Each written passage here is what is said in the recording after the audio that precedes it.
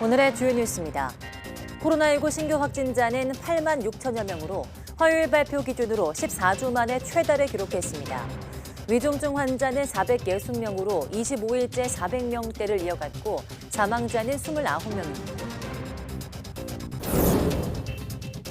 최근 방역조치 완화로 중국 베이징 한인촌에 800명 정도가 감염됐다는 추산이 나왔습니다. 현지에서는 의약품을 구하기가 쉽지 않은 상태여서 주중 한국대사관 등은 한국에서 의약품을 긴급 조달하는 방안을 찾고 있습니다. 오늘 밤 9시를 기해 서울 등 전국 대부분 지역에 한파특보가 발효됩니다. 기상청은 영하 10도 안팎의 강추위가 일요일까지 길게 이어질 것으로 보인다며 수도와 계량기 동파 사고 등에 유의해달라고 당부했습니다. 올겨울 들어 첫 황사가 나타나며 전국적으로 미세먼지 특보가 발령됐습니다. 황사는 낮 동안 기승을 부리다가 밤부터 찬바람이 강해지면서 점차 해소될 전망입니다. 중국이 미국의 대중반도체 수출 통제와 관련해서 세계무역기구 WTO에 소송을 제기했습니다. 앞서 미국은 자국 기업이 중국의 일정 수준 이상의 반도체 장비를 수출하는 것을 사실상 금지했습니다.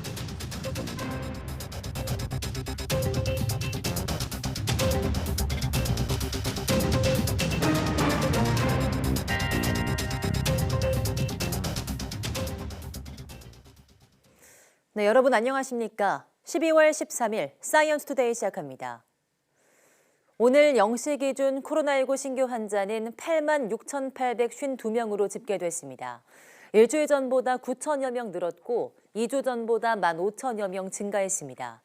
화요일 발표 기준으로 지난 9월 6일 이후 14주 만에 최다 기록입니다. 신규 환자 가운데 국내 발생은 8만 6,797명, 해외 유입은 55명입니다. 위중증 환자는 460명으로 25일째 400명대를 나타냈습니다.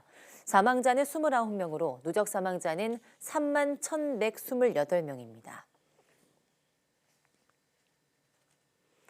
네, 최근 방역조치 완화로 코로나19가 빠르게 확산 중인 중국 베이징 한인촌에서만 800명가량이 감염됐다는 추산이 나왔습니다. 가장 큰 문제는 교민들에게 공급할 약이 없다는 건데요. 한국에서 의약품을 긴급 조달하는 방안이 추진됩니다. 베이징 강정규 특파원이 보도합니다. 베이징 한인촌에 있는 한 중의학병원. 코로나19 재택치료약품을 포장하는 손이 분주합니다.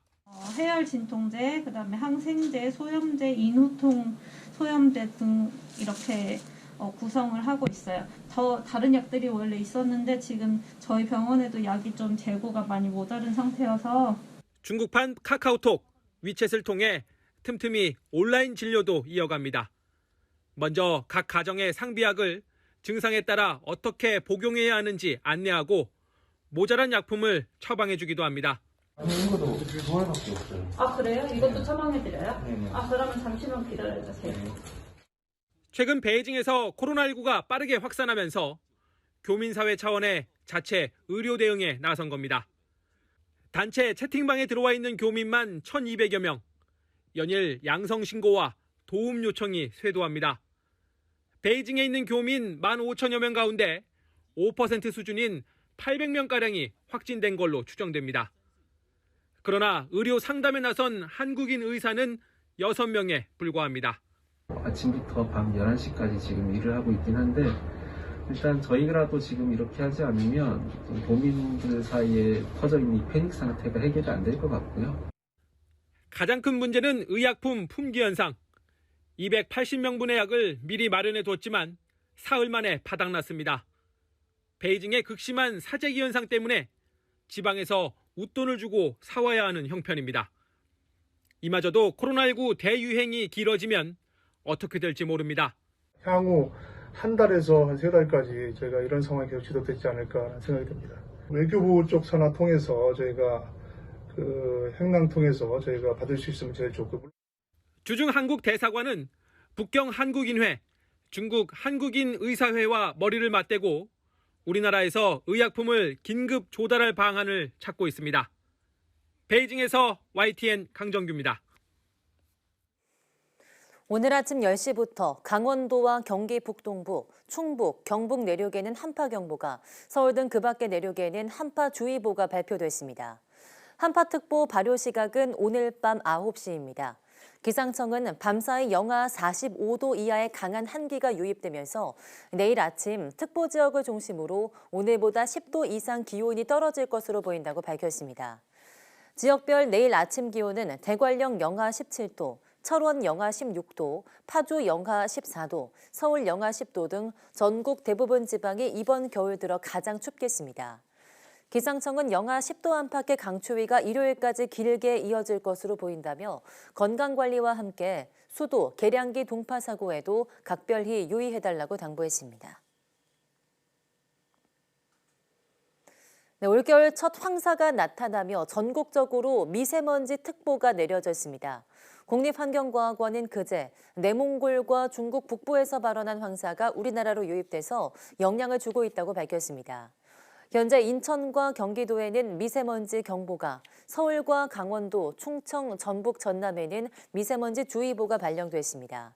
그 밖의 지역에도 황사가 점차 확산하면서 미세먼지 특보가 내려질 것으로 보입니다.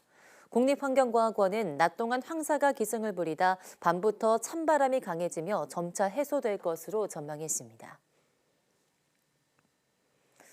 전남 완도 섬 지역은 올해 극심한 가뭄에 시달리고 있습니다.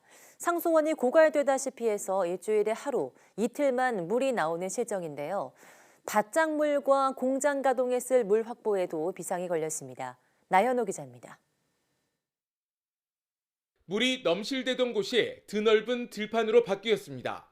비다운 비가 내린 지 오래되면서 바닥은 물기 하나 없이 쩍쩍 갈라졌습니다.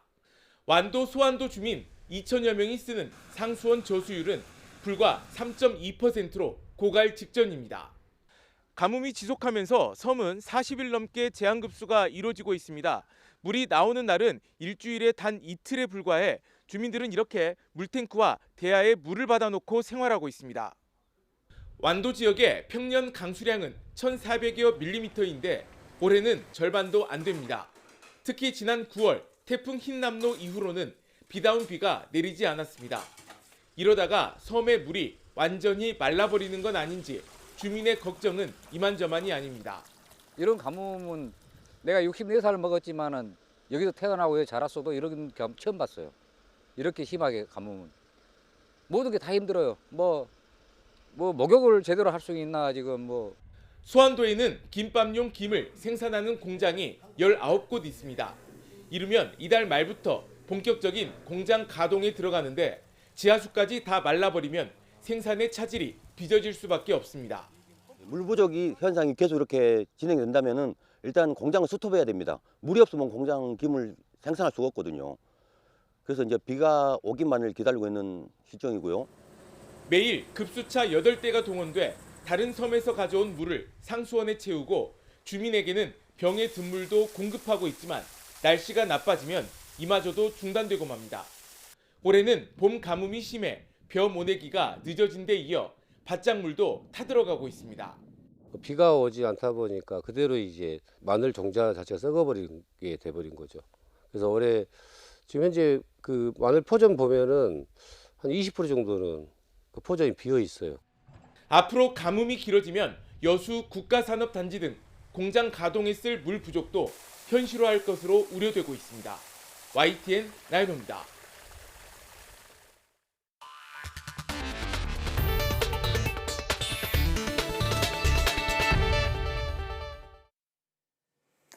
네, 일본에서는 민간 기업 달 탐사선이 발사에 성공하자 본격적인 우주 개발에 대한 기대가 커지고 있습니다.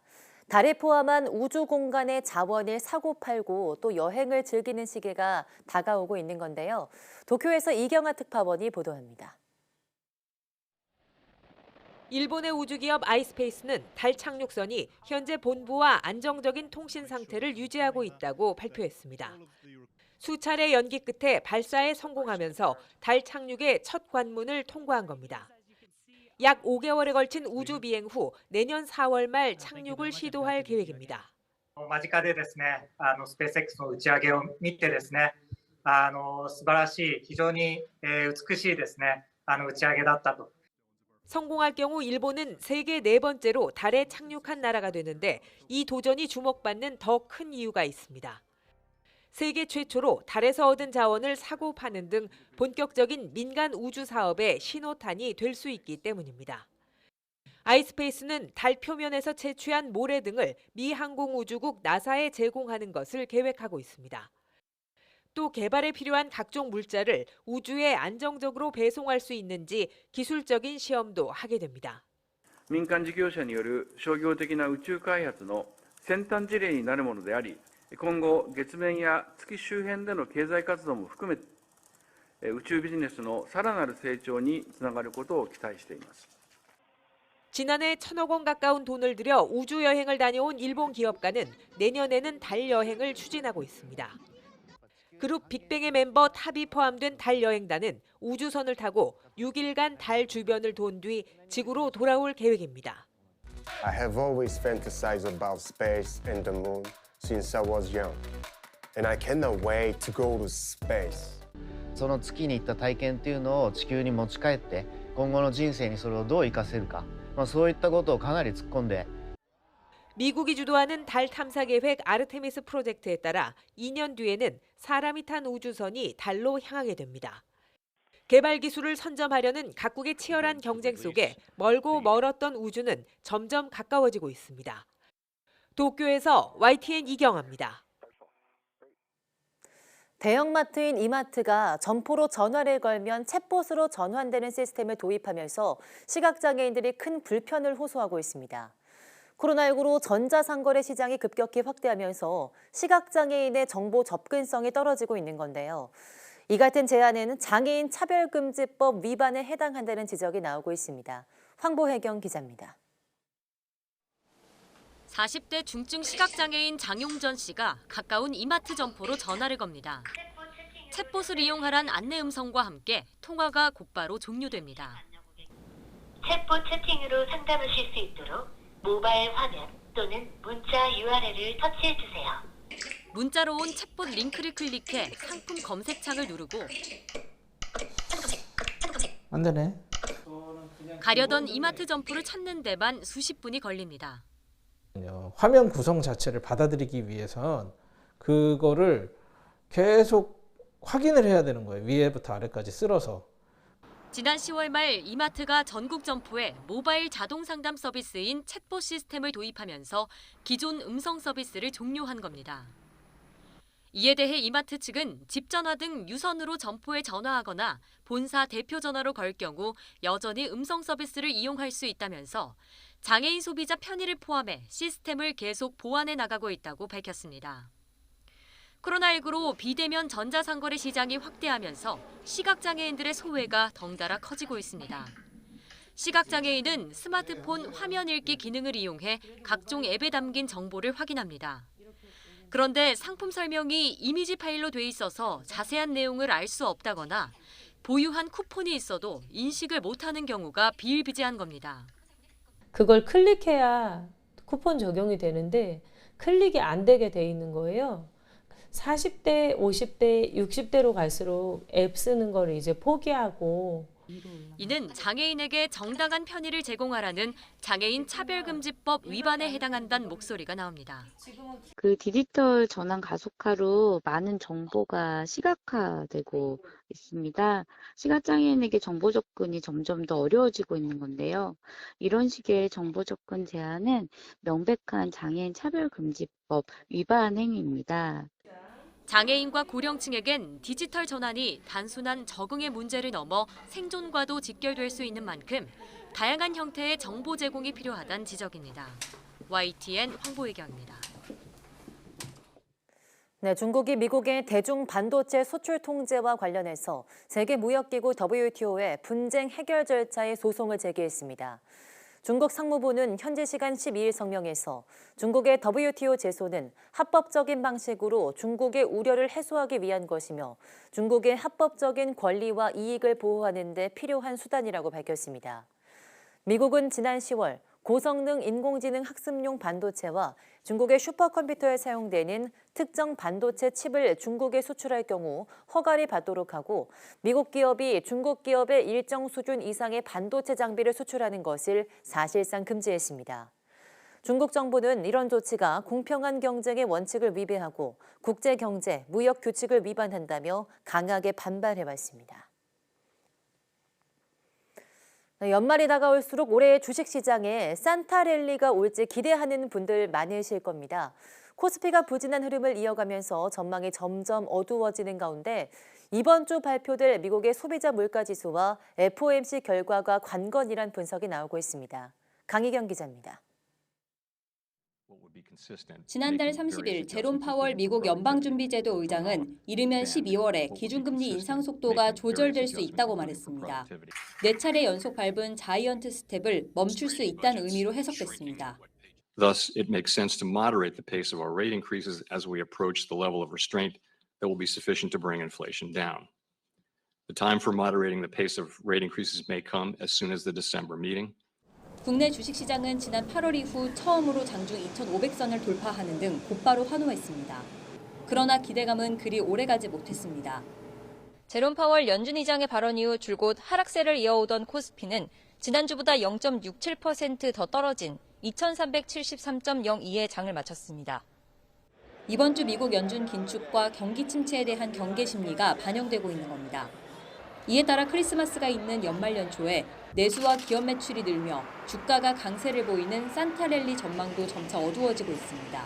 경기 침체에 대한 우려로 지금 조정을 겪고 있습니다. 물론 산타랠리라는 계절성을 조금 이제 연말마다 기대해 볼 수는 있겠지만 그보다는 다른 대외적 환경에 더 영향을 갖는 것 같습니다. 가장 큰 변수는 오는 15일 발표될 미국 연방공개시장위원회 정례회의 결과입니다. 예상대로 빅스텝을 밟더라도 내년 최종금리 수준이 어떻게 제시되는지 등에 따라 국내 증시는 크게 출렁일 수 있습니다. 금리 인상 사이클이 길어진다라고 했을 때는 경기 침체의 골이 깊어지고 또 장기화될 수 있는 부분 자체는 주식시장에 상당히 부담을 좀 줄 수 있는 부분들인 것 같습니다. 하루 앞서 발표되는 미국 소비자 물가지수도 눈여겨볼 대목입니다. 아마 추세 예선에서 이탈하거나 그것보다 좀 더 우려할 만큼의 물가 상승세가 나타난다면 시장에는 연말까지 크게 기대할 만한 게 없어질 수 있습니다. 이에 따라 국내 증시는 관망세를 이어가다가 불확실성이 어느 정도 해소된 뒤 연말 방향성을 잡아갈 거란 전망이 나옵니다. YTN 강희경입니다. 네, 미국에서 내년 말이면 물가가 상당히 잡힐 거라는 전망이 잇따라 나오고 있습니다. 인플레이션이 정점을 찍었다는 관측에 금리 인상 속도 조절론에도 힘이 실리면서 뉴욕 증시는 일제히 상승세를 보였습니다. 워싱턴 권준기 특파원이 보도합니다. 뉴욕 연방준비은행이 지난달 소비자들에게 1년 뒤 물가 전망을 물었더니 5.2% 오를 것 같다고 답했습니다. 10월에는 5.9%였는데 0.7%포인트 떨어졌습니다. 지난해 8월 이후 15개월 만에 기대 인플레이션율이 최저치를 기록한 겁니다. 특히 소비자들은 휘발유가 4.7%, 식료품은 8.3% 오를 것으로 예상해 전달보다 각각 0.6%포인트와 0.8%포인트 낮아졌습니다. 미국 재무장관도 소비자들의 기대와 같은 전망을 내놨습니다. 내년 말이면 물가가 상당히 안정될 거라며 경기 침체를 피하면서도 인플레이션을 잡을 수 있다고 자신감을 내비쳤습니다. Well, I believe by the end of next year you will see much lower inflation if there's not an unanticipated shock. 노동부가 곧 발표할 11월 소비자 물가지수도 전달에 이어 하락세를 이어갈 것으로 예상했습니다.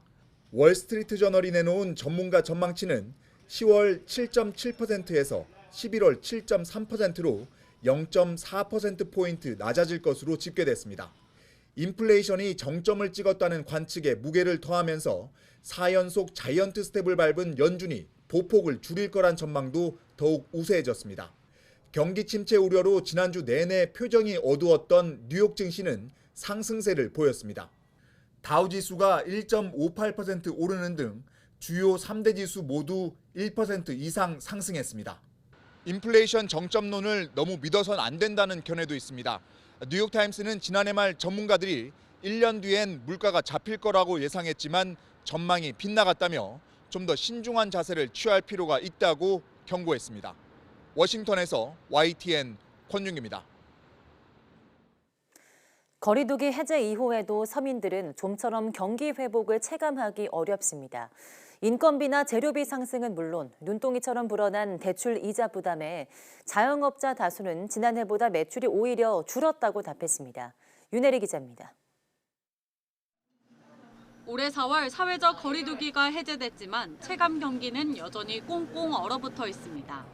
물가가 가파르게 오르자 소비자들은 씀씀이부터 줄인 겁니다. 전반적으로 식품 쪽, 야채 종류가 좀 특히 많이 오르는 걸로 이렇게 체감을 하고 있고요. 그러다 보니까 이제 조금 소비를 좀 줄이게 되는 그런 아무래도 이제 적게 구매하게 되죠. 소비 심리가 위축되면 가장 먼저 타격을 받는 건 소상공인과 자영업자들입니다. 올해 매출에 반짝 회복을 기대했지만 대출 금리와 공공요금 인상이 발목을 잡았습니다. 매출이 어느 정도 이렇게 회복이 되는 단계가 한두 달 정도 있었는데요. 그 이후로 또 갑자기 이제 매출이 줄어드는 역현상이 생겨가지고 그래서 지금 사실 회복 단계에서 다시 멈췄다라고 보시면 될 것 같습니다. 실제로 전국경제인연합회 조사 결과 자영업자 69%는 사회적 거리두기 해제 이후 지난해보다 오히려 매출이 줄었다고 답했습니다. 재료비 상승과 임차료 부담 등이 매출 감소의 주된 원인으로 꼽혔습니다. 금리 상승으로 대출금 이자 부담이 커진 것도 큰 영향을 끼쳤습니다. 자금 사정을 살펴보면 평균 대출 금액은 9,970만 원으로 조사됐습니다. 평균 이자율은 지난해보다 2%포인트 오른 5.9%였는데 5명 가운데 1명은 이자율이 8% 이상인 고금리로 대출을 받은 것으로 나타났습니다. 상황이 이렇다 보니 자영업자 10명 가운데 4명은 매출액 감소와 대출 상환 부담 등으로 3년 이내 폐업을 고민하는 처지입니다. 자영업자 비중이 OECD에서 가장 높은 25% 정도 되고 있어서 자영업자가 힘들면 결국 서민 경제가 상당히 큰 영향을 줄 수 있기 때문에 이에 대한 대책이 필요한데 정부에서도 이런 것들을 좀 감안해서 자영업자들은 저금리 대출 확대와 소비 촉진 지원, 공공요금 인상 억제와 같은 정부 지원 정책이 필요하다고 요구하고 있습니다. YTN 윤혜리입니다. 서울 등 조정 지역에서 종합부동산세 중과세율이 적용되는 다주택자 기준이 3주택으로 높아지고 기본 공제 금액도 6억 원에서 9억 원으로 상향될 것으로 보입니다. 여야가 합의한 종부세 개편안 내용을 오인석 기자가 정리했습니다. 여야가 종부세법 개정안에 상당한 의견 접근을 이뤘습니다. 먼저 종부세 다주택자의 범위를 3주택 이상으로 규정했습니다. 현행 종부세법은 서울 등 조정 대상 지역의 2주택자를 다주택자에 포함시켰지만 여야가 합의한 개정안으로 2주택자는 모두 다주택자의 범위에서 빠지게 됩니다. 다주택자는 1주택자보다 2배 안팎의 높은 중과세율로 종부세가 부과되는데 여야가 합의하면서 조정지역 2주택자의 세부담은 크게 줄어들게 됩니다. 기본공제도 6억에서 9억으로 인상하고 1세대 1주택자는 11억에서 12억으로 올리기로 했습니다. 부부 공동명의자는 기본공제가 18억 원으로 뜁니다. 1가구 1주택 기준은 11억을 12억으로 또 저가 다주택자는 6억에서 9억으로 옮기는 그런 것에 합의했습니다. 사실상 3주택 이상을 보유하더라도 과세 표준이 12억 원을 넘지 않으면 중과세율이 아닌 일반세율로 과세하기로 여야가 합의했습니다. 과세 표준 12억은 공정시장가액 비율 80%를 적용할 경우 합산 공시가격은 24원입니다. 거주주택 이외에 2주택 이상이 상속주택이나 농가주택 등 투기 목적이 아닐 가능성이 크다고 본 겁니다. 과세 표준이 12억 원을 넘는 3주택 이상자에게 적용하는 중과세율은 아직 합의를 도출하지 못했습니다. 야당인 더불어민주당은 다주택자 종부세 최고세율이 최소 5%는 돼야 한다는 입장을 굽히지 않고 있습니다. 최고세율이 6%인 다주택자 중과세율은 정부 여당이 야당안을 수용하는 선에서 매듭지어질 가능성이 커지고 있습니다. YTN 오인석입니다.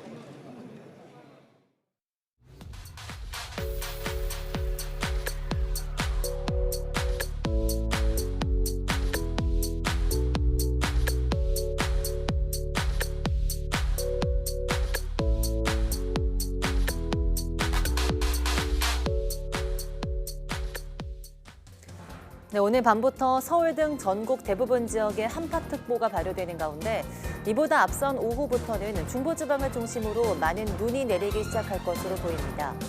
한파에 눈까지 겹쳐서 퇴근길 교통대란이 우려되는 만큼 안전 운전해 주셔야겠습니다. 뉴스 마치겠습니다. 함께해 주신 여러분 고맙습니다.